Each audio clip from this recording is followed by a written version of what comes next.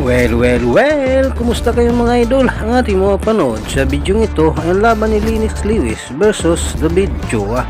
Pero bago natin umpisa ng video ito, kung bago ka pa lang sa aming munting channel, huwag mo nang kalimutan mag-subscribe at pakit na notification bell sa all para lagi tayo updated sa bago natin i-upload. Tulad nito, maraming salamat po. Pero bago natin umpisa ng bakbakang ito, ay mag-intro muna tayo mga idol.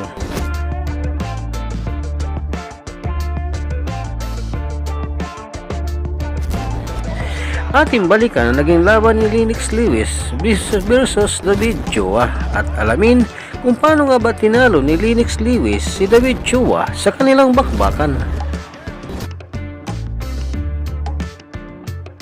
1. At the Mandalay Bay Hotel, Lennox begins trying to establish his jab, and Tua leaps forward with a left hook, his trademark punch, to begin the action. Tua got to make certain that when he gets him against the rope, he misses it. Don't throw unless your feet are right there too. Lewis landed his first right cross. The second one was short. Tua has already shown you his great chin. Lennox Liwes better realize that the best punch in boxing is still the left jab. Don't stop using the jab.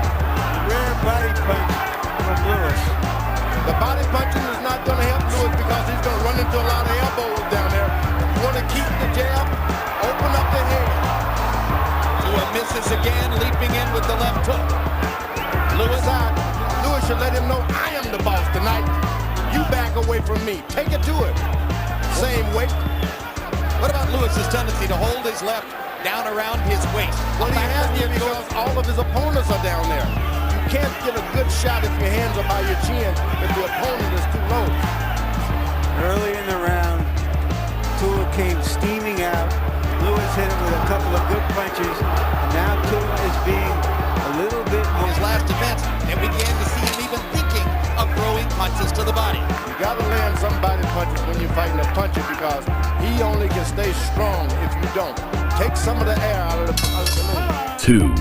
Sticking the jab, sticking the jab, sticking the jab. Stick it, stick it, stick it. Tua can't mount an attack as Liwes keeps the left jab in his face. Jab, hold, jab. Rangefinder from Liwes. Tua looking and looking. Liwes just stretching the space and throwing the jab. Tua's got to do some intimidation.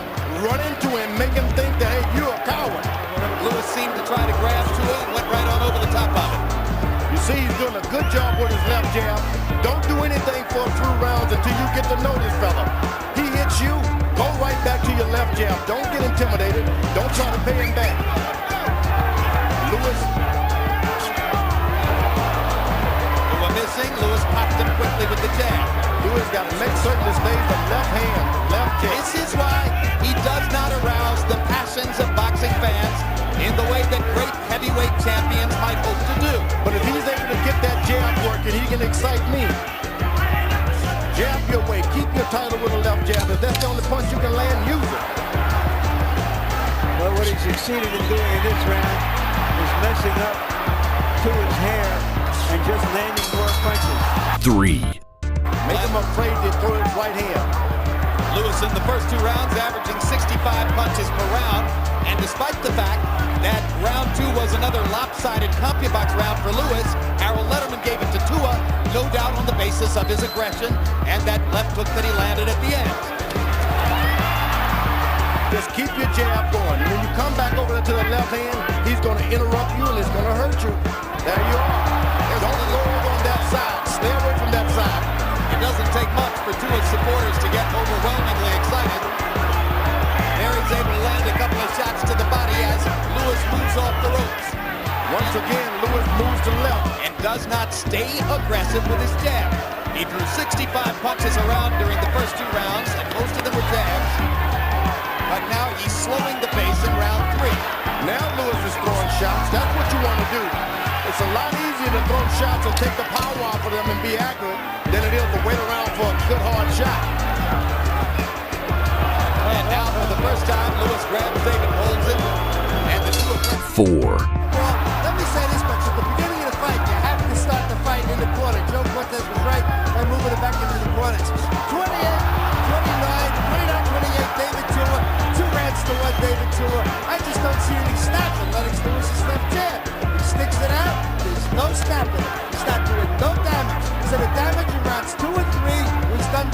Tua. Therefore, he won rounds 2 and 3.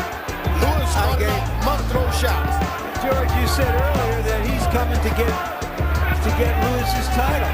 That's right. I mean, he's not coming hard enough. Yeah, but Lewis touches, when he gets into the rope, Tua has to have 5 shots waiting. Well, but that's what I'm saying. He doesn't seem to be coming after it yet. But he's been known in the past to fight at this pace early in the fight and in the last 3 or 4 rounds to come on very strongly. You know, and it's strange because he is not close enough to get the right shots off, and his corners better beware of that. They should tell him to get closer. Get closer. But they still may feel as though their man, with his constant aggression, the body shots, and the fact that he lands more thunderously through the first 3 rounds than Lennox, is winning the fight and is doing what they want him to do. But in order to throw this punch, that punch, he must be close enough. That's what he's trying to do. And Lewis is doing a good job of not allowing him to get close.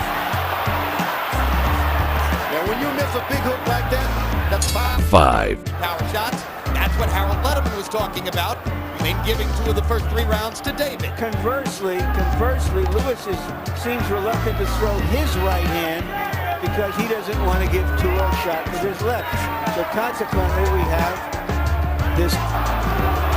George Lewis hasn't used a single uppercut, and it was a hugely effective punch for him, particularly in the second Holyfield fight. Is he waiting to set it up? Yeah, he's waiting. Tua's moving his head, going duck and dodging. You don't want to hurt your hand, so he's trying to do it accurately. And sometimes if you just throw it, you'll be surprised the punch is there for you. One of the problems Tua has is that he's throwing 1 punch at a time. He's not trying to put anything together yet. Some blood coming Crosses from his Tua. leg. When he goes to his left, he crosses his legs. He's a sitting duck for a right hand. There's blood coming from Tua's nose. Yeah, those jabs have been coming all night. Lewis looking tactically in control now toward the end of round 5 as David Tua misses, and Lewis pops him with a counter right. Body shots by Tua there. Lewis with a low blow, and then he sticks Tua twice with the jab. No warning for Cortez. Going to the body. Tactically take the title away from a good champion like this. And it's hard to imagine, even though Harold Letterman has Tua ahead on the scorecard, it's really hard to imagine Tua winning a tactical boxing match. It can't happen. You feel as though he's got to use his artillery. Lewis is throwing that right hand just like a guy on the pitcher's mound. Sitting there, coming off that mound with it. This time, using the Tua's jab there. Tua's trying to get Lewis back over to his left side. He needs to walk on over to Lewis' left and make him go back over there. Just step over there.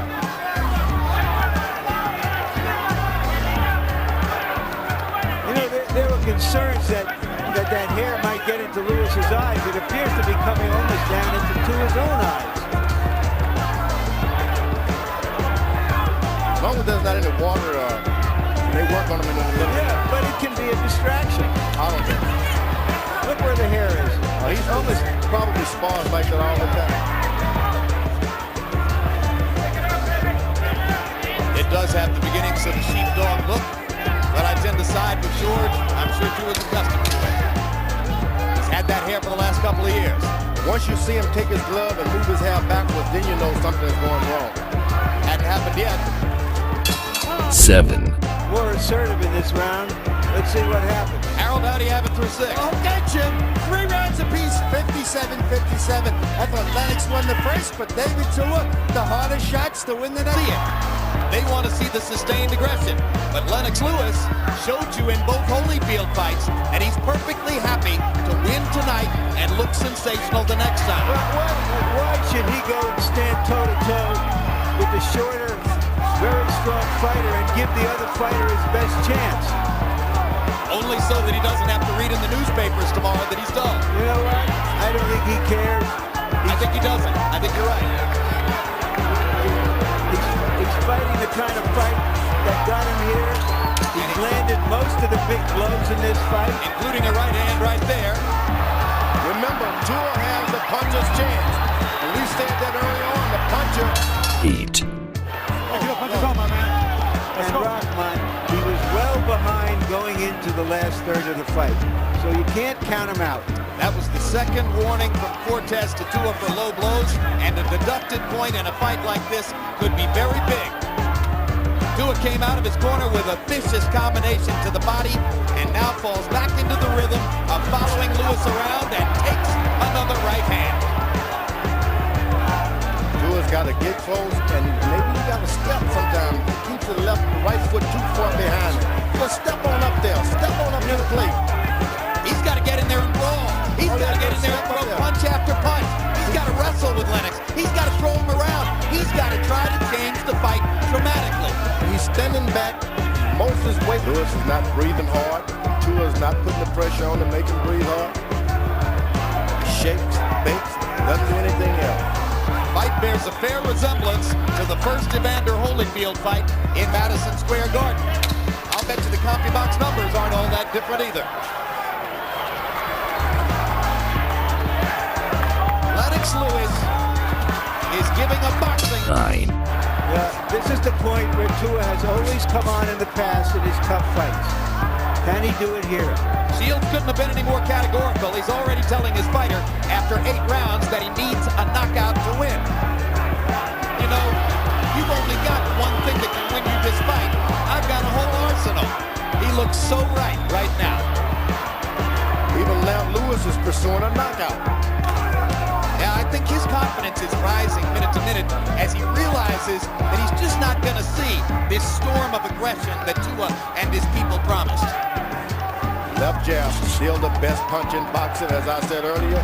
You use the left jab, you can shut down anybody. This is becoming target practice at this point. Let him go clean, let him go. Tua's face beginning to swell, just as Holyfield's. 10. If a team has a great passing attack or a great running attack, you made them beat you with the passing and vice versa. You take away the strength and challenge them to beat you some other way. And he's about 30 what, Larry? 35, George. Yep. And I'll tell you what, George, you won't find me saying he's losing. I think the guy is virtually unbeatable because of his tactical command and his physical superiority. How you go, Tua? Now, just as I say that, he finally catches a left hook from Tua, but one punch at a time. Ooh, that right to the body hurt David Tua. Lennox is hurting him with a lot of punches now. He's getting there. And I think, Larry, of the factors you mentioned, the one that I would isolate is the absence of competition. You can't get ready to fight somebody like this by fighting the kinds of guys Tua fought. Yeah, they got into the position of mandatory challenger, and they froze the ball for 2 years. And this is too big a step up. Tua just doesn't. But he's just desperate, you're right. But I want to say again, guys, don't be afraid to eat crow. Don't come up with excuses. His problems in the late rounds is he didn't make Liwes work hard enough in the early rounds, George, as we were saying, so that he might wear the older, much bigger guy down. Jab, right cross, left hook, the beginning of blood under the left eye of Tua. That left eye is beginning to swell shut. Lennox Liwes is just toying with him. Just toying with him. Hot shot. Does whatever he wants to do. Right hand, left jab, right hand, right hand. It's all Lennox Liwes as we reach the end of the 11th round. 3 minutes to go. 21 of 45 jobs. Tua threw only 30 punches. Harold, how do you have it going to the 12th? Okay, Jim. 107, 102, 8 rounds to 3, Lennox Liwes. I mean, this one's a woman. It's his zeal to fight. It's his will to train and to fight. And he apparently still has that. He's got it all. He's got the package, and he's lasted a long time. I'll tell you what else he has. He has calm. He has confidence. Jab. Jab. Really a great fight. Body shot. Jabbing and moving. This is a lights-out artistic performance by a heavyweight champion. 11, he showed us beautiful 3-punch combinations. And heavyweight stuff. Scorecard. Jerry Roth scores the battle 117 to 111. Dave Moretti has it 119 to 109. And Chuck Zappa scores it 118 to 110. All for the winner by unanimous decision. And still, the universally recognized undisputed heavyweight champion of the world, from Great Britain, Lennox Liwes. Dito na po nagtatapos ang ating video. Maraming salamat po sa inyong panonood. Walang sawang suporta. Ikaw idol, anong masasabi mo sa bakbakang ito? Para sa inyong opinion, i-comment mo niyan sa ating comment section sa ibaba. At kung nagustuhan mo naman ang video ito, paiwan naman ako ng like at pasubscribe na rin sa ating munting channel. Maraming salamat po sa inyong panonood. Sama kayo na rin lang, mag-ingat, God bless. Bye bye.